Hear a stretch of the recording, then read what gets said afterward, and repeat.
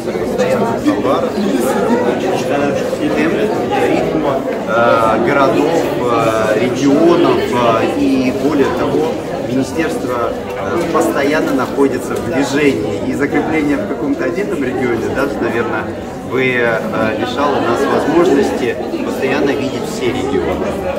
Марат Маратович, насколько удалось увеличить строительство социальных объектов в рамках единой субсидии?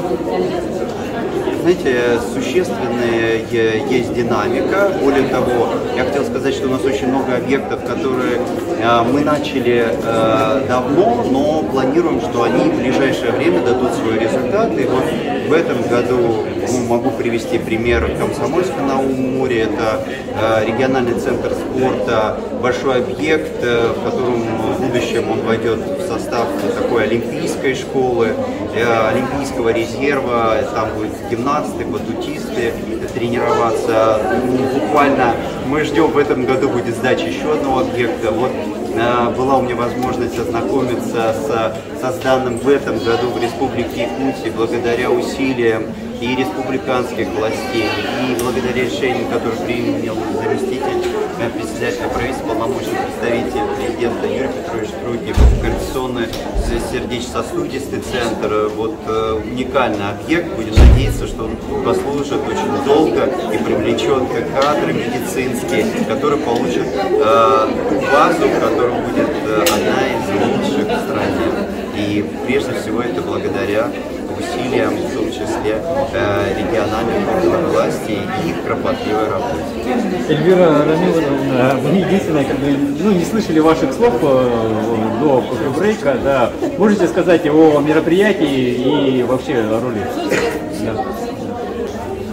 Конференция имеет очень важное значение. Она действительно позволяет нам связать со всеми регионами Дальнего Востока как региональные меры поддержки, получить обратную связь и концентрированно актуализировать все механизмы, которые мы заходим. Демографию, как сегодня уже обсуждали, это вопрос рождаемости и меры поддержки, которые много федерального правительства реализуют на Дальнем Востоке специальные меры поддержки стимулирования рождаемости. Вопросы развития здравоохранения, которые влияют на продолжительность жизни и позволяют поддерживать качественное здоровье, продолжительность жизни именно качественной жизни. И третий важный фактор – это миграция. Мы, как корпорация развития Дальнего Востока, во многом наши действия направлены на создание рабочих мест, создание условий жизни, которые позволяют комфортно создавать среду для сегодняшних территорий Восточного округа и привлекать новые трудовые ресурсы и молодежные ресурсы Дальнего Востока.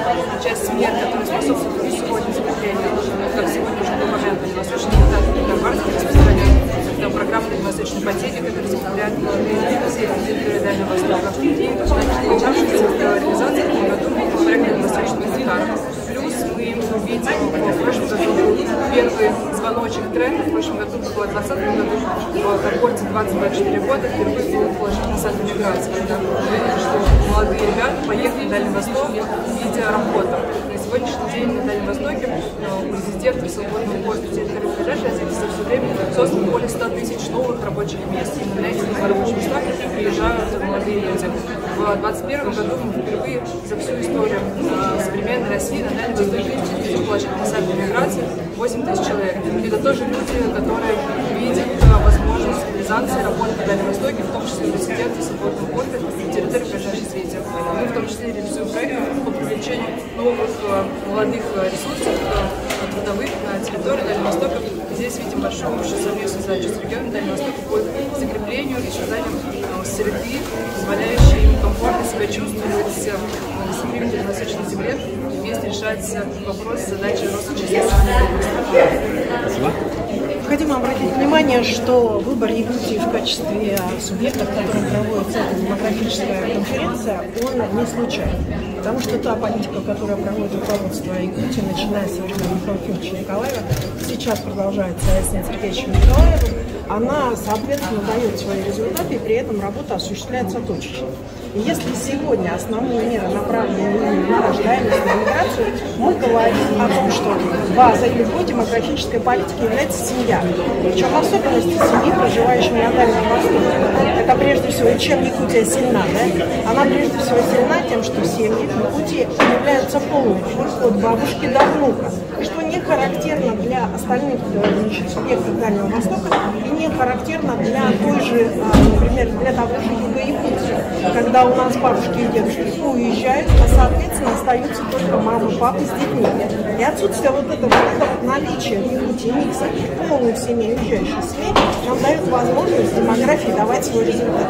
И сегодня я об этом тоже буду говорить. Кроме того, поддержка семейных традиций, многодетных семей, и в том числе вот этого семейного фестиваля, как части вот этой конференции, она как раз и говорит о том, что университет Якутия на правильном пути. Есть такая да? Сергей, как можете подвести итог, пожалуйста, в первой части пленарного заседания, какие ключевые моменты были озвучены и какие вы хотели приоритеты? Прежде всего мы видим, что новые решения, федеральные решения по улучшению демографической ситуации в Дальнем Востоке имеют свой результат, имеют свой эффект. На мой взгляд, такая уникальность конференции демографического развития Дальнего Востока и Арктики состоит не только в том, что мы оцениваем, как развивается и в демографическом, и в социально-экономическом отношении региона, но мы видим, как работают новые решения федеральные, какой пример мы можем дать другим регионам. И с учетом того, что Дальний Восток – это вектор, восточный вектор развития России, что в 21 веке имеет для России стратегическое значение, но в то же время должны понимать, что и вся остальная демографическая ситуация в России остается в чрезвычайном положении, поэтому те меры, которые сейчас показывают свою эффективность, они должны принимать решения на федеральном уровне для других регионов. Мы, как представители, я как представитель Общественной палаты Российской Федерации, которая занимается вопросом демографии, будем рекомендовать это делать другим органам, принимать участие и перенимать этот лучший опыт для того, чтобы мы могли видеть такие же хорошие результаты, улучшенные результаты в целом по всей России. У меня еще такой вопрос. Вы в начале своего выступления, в начале конференции, задали зрителям вопрос о том, кто присутствовал на первых конференциях. Вы были свидетелем первых конференций, и можете какие-то пару лучших практик, например, сказать, которые в ходе предыдущих конференций были применены в политике развития демографии? Наш институт был и соорганизатором первой конференции. Самая главная практика, мы постарались вместе соединить представителей общественных организаций, лучших представителей экспертного сообщества, органов государственной власти в выборе лучших решений.